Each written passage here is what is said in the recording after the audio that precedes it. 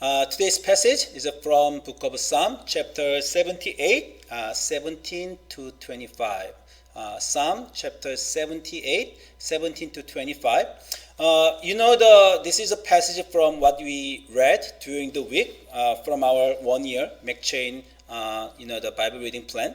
And I pick up especially chapter 78 because it's a summary of the history of Israel, especially their, the Exodus and the journey through the desert. The Old Testament is a historical book. Many part of Old Testament is history, and once in a while in the Bible there is a place that it gives a summary of history, today's passage, Psalm chapter 78, Psalm chapter 105. Psalm chapter 106, they are also a summary. In New Testament, the Acts chapter 7, the deacon Stephen gives a summary of the history of the Israel, and also the apostle Paul giving the summary of the history of Israel. So there are only few places in the Bible give the summary of the history of Israel, and that's a very valuable chapters because when the writer gives the summary, there's a theology, there's a specific perspective to understand history in certain way. So it will be the good experience that we will read this historical psalm to have a different perspective of a historical record that we knew before. Okay, so let's read it together. Psalm chapter 78, 17 to 25. But they continued to sin against him, rebelling in the desert against the Most High. They willfully put God to the test by demanding the food they craved. They spoke against God, saying, "Can God spread a table in the desert?" When he struck the rock, water gushed out and streams flowed abundantly. But can he also give us food? Can he supply meat for his people? When the Lord heard them, he was very angry. His fire broke out against Jacob, and his wrath rose against Israel, for they did not believe in God or trust in his deliverance. Yet he gave a command to the skies above and opened the doors of heavens. He rained down manna for the people to eat. He gave them the grain of heaven. Man ate the bread of angels. He sent them all the food they could eat. This is the word of God for the people of God. Thanks be to God. So, we talk about the Israel's journey through the desert. And as I just shared, we are reading through the numbers. That's Israel's, the desert journey. And at the same time, we read during the week Psalm chapter 78. It really match each other. So, and then this is Psalm 78. Gave me kinds of a new understanding about what was really happening through Exodus and Numbers. So I want to share something with you about it today. Okay, when you talk about the Israel's trip, 40 years trip to the desert, there's one repeated things that everybody can recognize. It's a grumbling. There's a theme, the word grumbling in the desert. Israel's grumbling in the desert. You have heard it many times. If you see the Israel's grumbling, they the life is the journey, the life in the desert is difficult, so they keep bringing it up. All right, but let's read a few of them. Exodus chapter 16, 2-3. In the desert, the whole community grumbled against Moses and Aaron. The Israelites said to them, "If only we had died by the Lord's hand in Egypt. There we sat around the pots of meat and ate all the food we wanted." Exodus chapter 17:3. But the people were thirsty for water there, and they grumbled against Moses. They said, "Why did you bring us up out of Egypt to make us and our children and livestock die of thirst?" One more place that I picked it up. There are many places, but I just pick up the three passages from Exodus and Numbers. Numbers chapter 21, verse 4. But the people grew impatient on the way. They spoke against, they grumbled God, and against Moses said, "Why have you brought us up out of Egypt to die in the desert?" When I read these Exodus and Numbers and Deuteronomy when I was maybe young, when I was 20s, what I felt was, why people grumble, right? I mean, didn't they just experience the marvelous work of God? God, sent 10 plagues to defeat the Egyptian king Pharaoh, to save Israel. The strong, God's strong hand and stretched arm. God brought so many, performed the miracles, and they just experienced that the sea divided into two, right? They walked through the dry land, that the Red Sea, the sea, the split into two. So they explained these awesome miracles. How could they forget all the wonderful thing God has done, and now they are complaining and they're grumbling about it?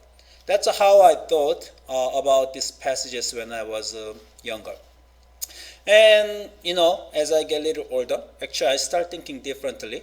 I took a more compassion on these people, because I found out I also complain a lot, even though I experienced God's mercy and love and miraculously, the wonders greatly. That I just start understanding about human beings. Even if we saw miracle 2 weeks ago, humans are easily forget, right? And then even if it's something wonderful, God's love we experienced 2 weeks ago, right now, yesterday and today, if we don't have water for 2 days, we will complain. I found how weak we are. And from that experience, that my own failure, my own, the weakness, I start reading this, the verse differently, and I found out there was difficulty. So they complained, right? Again, that they said it was desert. It was not, the pasture land. It was not green, the grass. It was a desert. So they grumbled, right? And thirsty. God should have given them water, but God didn't give them water. If I'm a father, if there's not enough water for my children, why wouldn't I grumble and complain? Right? And then, they were impatient. They grew impatient on the road. The road was so tough and then difficult. So they spoke against, the leaders and God. So I more like start understanding them. But actually, Psalm chapter 78, the historical psalm we read, it bring us the different perspective. So Psalm chapter 78, it just give a summary of a whole, the desert trip, saying like this. Psalm chapter 78, verse 12. He did miracles in the sight of their fathers in the land of Egypt, in the region of Zoan. He divided the sea and then led them through. He made the waters stand firm like a wall. He guided them with the cloud by the day and with the light from the fire all night. So it described the psalm. The psalmist. Psalm writer now explaining what happened in history. This is what we all know, right? What happened during the Exodus, and in Numbers, that how with the pillar of a cloud and pillar of fire God led Israel. This wonderful thing happened. Yes, that is right. And he split the rocks in the desert and gave them water as abundant as the sea. He brought streams out of the rocky crack and made the water flow down like rivers. But people, Israelite, they continued to sin against him, rebelling in the desert against the Most High. So this psalmist give a different understanding from what I thought. I thought that's understandable. They grumble because their life is tough. But the writer of this psalm say very clearly, no, they sinned against him. They were rebellious. What was the rebellion that this psalmist talk about? I start wondering about it. And also, if you go a little further, this same Psalm chapter 78, verse 21, it says like this: when the Lord heard them, he was very angry. His fire broke out against Jacob, and his wrath rose against Israel, for they did not believe in God or trust in his deliverance. So this psalmist, when he understand the history of Israel, they were grumbling in the desert. It was a rebellion, and it was the sign they didn't believe in God, and it was a sign they did not trust in God's deliverance. So from this, I start think differently. I mean, when the life is tough, are there a lot of people who complain? Even Bible, there's so many people complain, including Jesus. The Jesus on the cross. Eli, Eli, lama sabachthani. My God, why have you forsaken me? Even Jesus complained to God, but we do not. Bible doesn't say Jesus was rebellious and Jesus did not trust in God's deliverance. We don't say that. So what's the difference? What Israel did in the desert and what people in other places in the Bible, the people complain, what's the difference, right? And from that, I actually start thinking about some Psalms. The Psalm, all the Psalm 150, I gave a lecture about Psalm, I think, a couple months ago. There are some genre in Psalm, Thanksgiving Psalm, Praise Psalm, the King's Psalm. But the biggest genre in Psalm is complaining Psalm. Lament Psalm, complain Psalm. So people complain a lot. And people bring out they raise their voice out of their pain. So those psalms a lot. The one of the most famous psalm is Psalm chapter 22, which I shared you many times. The first verse is what Jesus said on the cross: my God, why have you forsaken me? Why are you so far from helping me from the word of my groaning? Oh my God, I cry by day, but you do not answer, and by night, but find no rest. To this psalmist, to Jesus, who used this psalm, we don't say they're rebellious.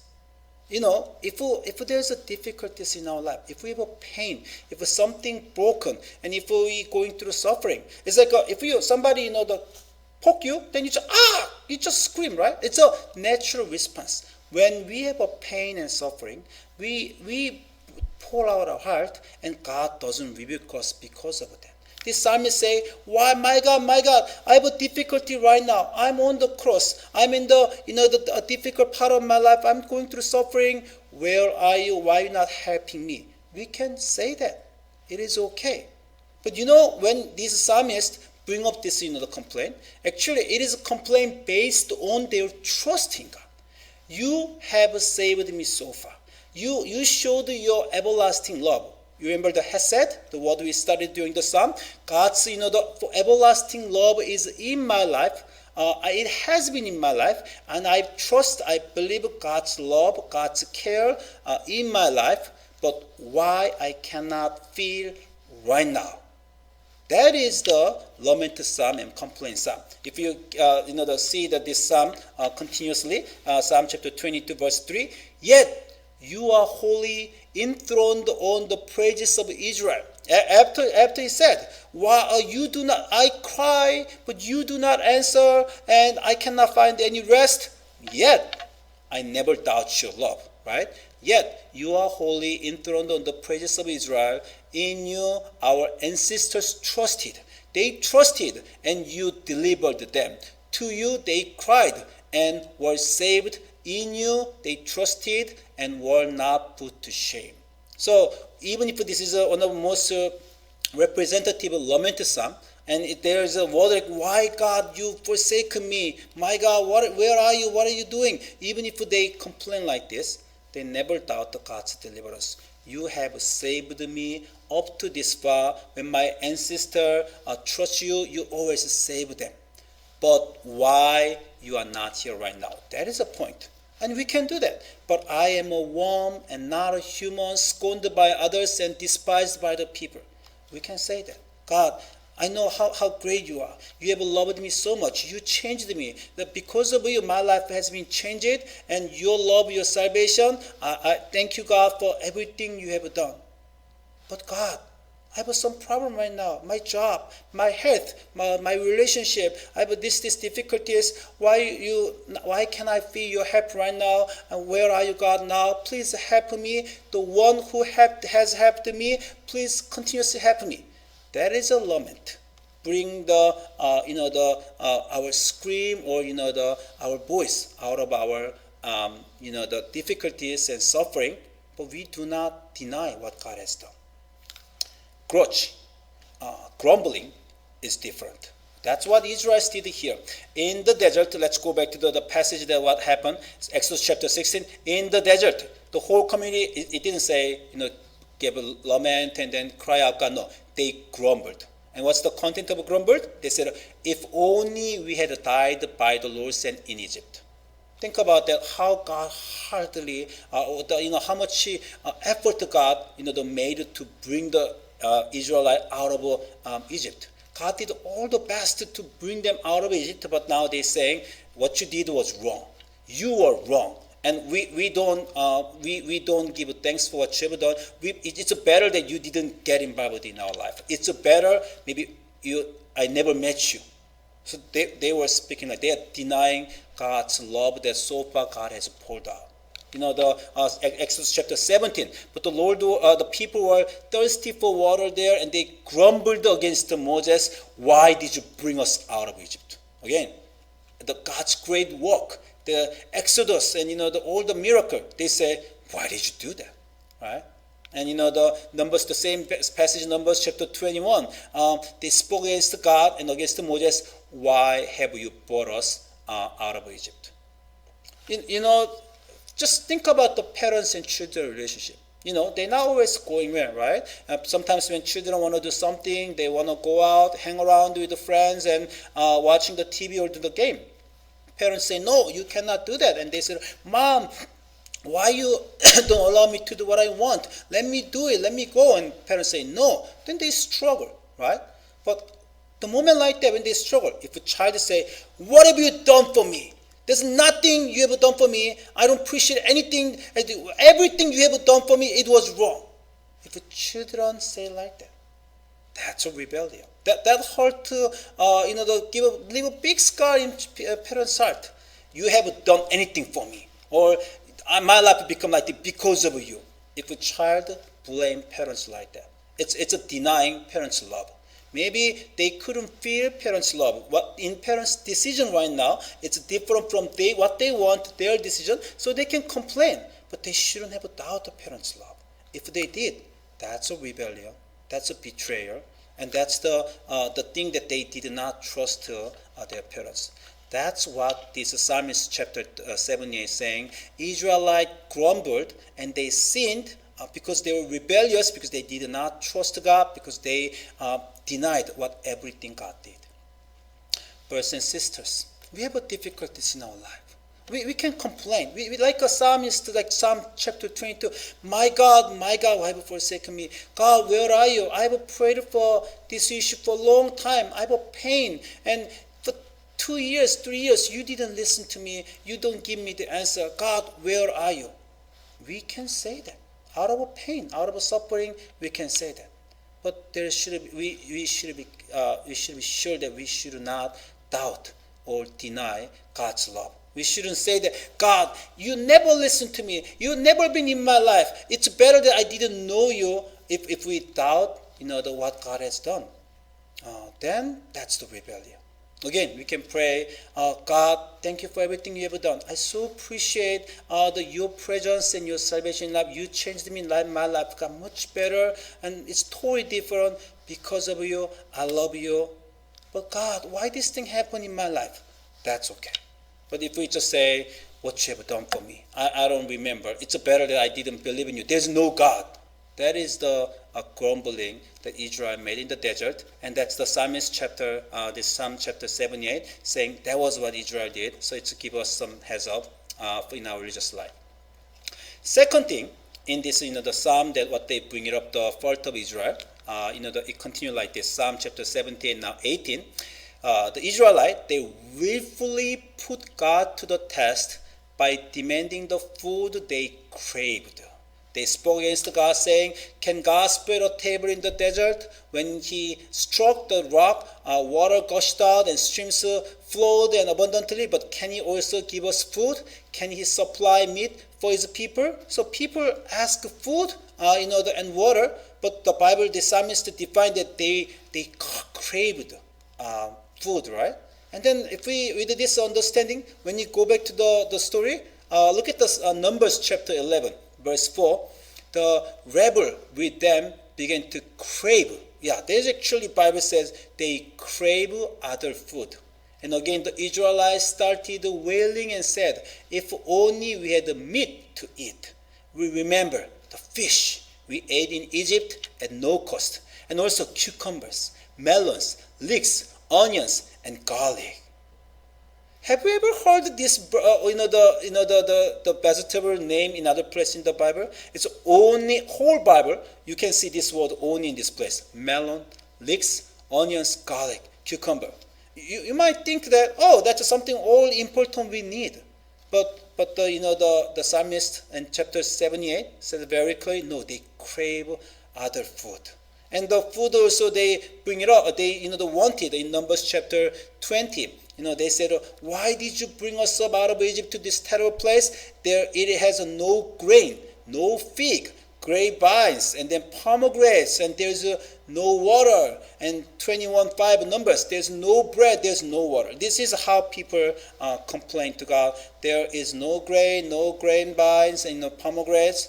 And when God gave them manna and the quail, but they said they are the miserable food. We want more.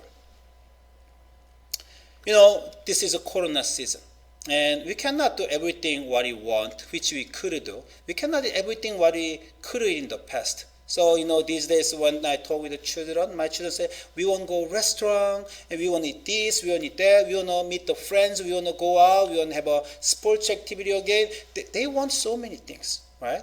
And from parents' perspective, we're telling them, this is not the normal time. This is a Corona season. Let's control our desire. Maybe this is a good time that we can learn and remember that we really lived abundantly. We were wasteful in the past. So it can be time that now we control our desire and we remember that how we have lived. We can review how we have lived in the past wastefully, too abundantly, without giving thanks to God. So maybe God allow us to have a chance to review who we are and how we have lived during this time. What we have is enough, right? But let's go have some control our desire. That's like a parent's perspective, and children's perspective is different. You know what I'm talking about, right? And they are in the desert. Once they go to the promised land, yes, there will be grain. Yes, there will be onion. Yes, there will be leeks and melons once they go into the promised land. But now God is telling, hey, let's go through the desert. This is your training time. Why are you going through this desert? That you can be born again as a people of God. You can give thanks to God. You can rely on me more. So let's go this, the training session during this desert. And during this training, during this, the difficult time, I still provide everything you need. And that's enough. That's what God is telling. That's what this psalmist in chapter 78 is understood the history of Israel. But people at that time, they were not understanding their way. They craved. They wanted everything they wanted to have.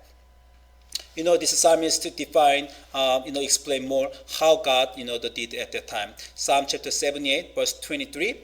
Yet God, even if people, they keep complaining, God gave a command to the skies above and opened the doors of heavens. He rained down manna for the people to eat. He gave the grain of heaven.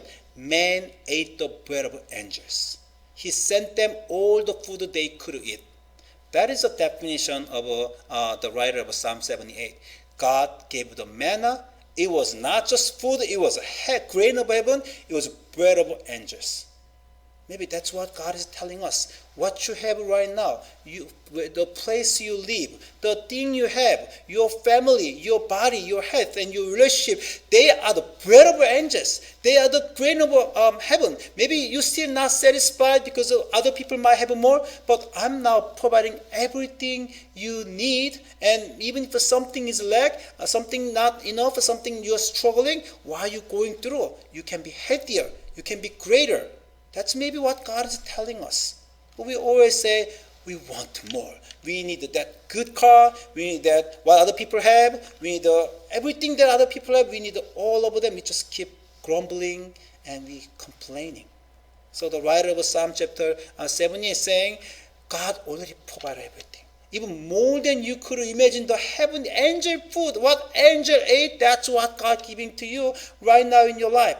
But they complain because they craved. Their greed.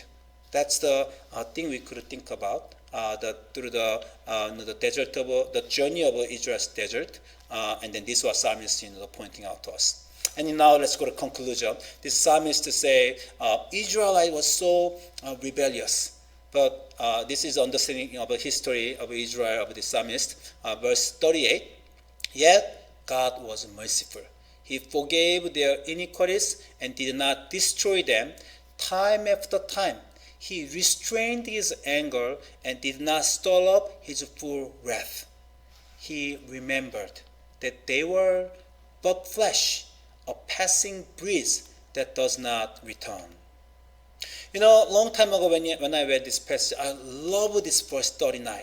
God remembered that we are just flesh, a passing breeze that does not return. So God, even if I'm doing wrong, just to please, to take compassion on me. I'm keep making mistake. I'm not that great. Don't expect too much thing to me. Don't give me too much hardship and difficulties in my life. Remember, I'm just too weak. I'm just flesh. I'm a passing breeze. What great thing in my life? Why you keep, train me, give a hard time? Just remember, we are so weak. So give us comfort more. Give us more comfort and give us just salvation, just to grant our wishes. That's how I understood in the past from this passage. God took compassion on us, and God remember how weak we are, how fragile we are, and how we are like just grass, and God remembered us. But this time when I read this passage, I start thinking differently. In the past, I liked this verse. When I read it, I was comforted. But when I read it this time, I felt sorry. Really? Are we only like that? We are only but flesh, a passing breeze that does not return? Is that human? Maybe God will want to say differently. No, you like an angel. You more than angel. I feed you with the angel's bread. And I want you to grow up, become my friends. All the difficult things in your life for that purpose. You just want to go easy path and then no suffering. And you just want, God, remember how weak I am. Don't expect me too much. But God says, no, I won't expect too much. When you raise your children, when they're doing something good, right? Are you fully satisfied for everything? Usually we encourage more. You can do more. Yeah, you went so far right now, but you can go more. There's a Chinese ancient saying that you whip the horse while it's running. Have you ever heard that? When horse is running, the rider is happy because the horse is running fast, but they whip more because they believe a horse can run even faster. There's an ancient Chinese saying like this. That's a parent's heart. When children are doing well, you can do more. You can go better. You can go further. That's what we want to encourage our children. But if the children say, I don't want to do anything, don't push me harder, I'm going to kill myself. And maybe they took some medicine and they just went to the depression. If there's a situation like that, what do parents say? Okay, I'm not expecting too much. Don't challenge me more. Don't go the hardships. Just survive. I want you to eat well and be healthy and just live. Is this peaceful solution? No, this is a voice more like they gave up their hope. They gave up their ambition. I dreamed for you, but you are too weak for my dream, so I'll just give it up. Yeah, just to survive, just to eat well, sleep well. Maybe that's I'm okay with that. When parents say that, actually, they stop dreaming about their children, just to think about their survival, right? So when God said, the scripture said, God, remember that we are just flesh and passing breeze that does not return. It's not what about comforting. I want to hear more. When you studied again, like Abraham, God says, you are my friends, Abraham. I even ask you difficult thing that, can you give up your son? That's something what I will do in the later, 4,000 years later. But even, are you my friend? Can you do what I will go through? And you, my friends, right? We talk about that. The Job, we talk about always the suffering, Job's suffering, but why God gave that much suffering and why Job going through that much suffering, what God was telling to Job. Do you remember what he shared a couple months ago? Job chapter 38, when God appeared to Job, God says like this, brace yourself like a man. I will question you, you shall answer me. God is treating Job as God's level. It's like you my fighting, the fighting practitioner. Now, come on, brace yourself like you are a man. Brace yourself like a man. I will question you. You answer. You and I can talk. We in kinds of the same level, right? But Job's friends were not. God even didn't challenge them. What kinds of life you want? What kinds of prayer requests you have? God, let me just go through peacefully without any problem. Whatever problem I have, I will give a prayer. You now solve my issue, and that's the way that I want. Remember me, I'm not that strong. And you just want God to say, yeah, you're not strong. Yeah, you're not that great. So I will remember that, and I will let you just to live peacefully, quietly. Is your prayer wish like that? Or like as God says, you can eat the angel's food. With the angel's food, with just manna and quail, you can go through desert. Everything you need, I prepared. With what you have right now, you can go further. You can give more, and you can share more, and you can understand more, and you can have a more perseverance and maturity. You like angel, you like the children of God, and I want more from you, from your life. That's the reason there's difficulties, there's suffering, and you can go through it. I know I trust in you. Is that the voice that you want to hear from God? Life is like a desert, I know. My life is too, right? Your life is like a desert. We like going through a desert. But what voice do you bring out from your life? And what voice do you want to hear from God in your life, in your journey through this desert? Psalmists say very clearly that God, how God remembered the Israelite, and what God wanted, what God is providing. And I wish that we can hear what God hear, we can see what God see, we can understand our life from God's perspective, so we can be more brave, and you can be more courageous, and we can walk with the God, giving thanks to God. Let's pray. Heavenly Father, thank you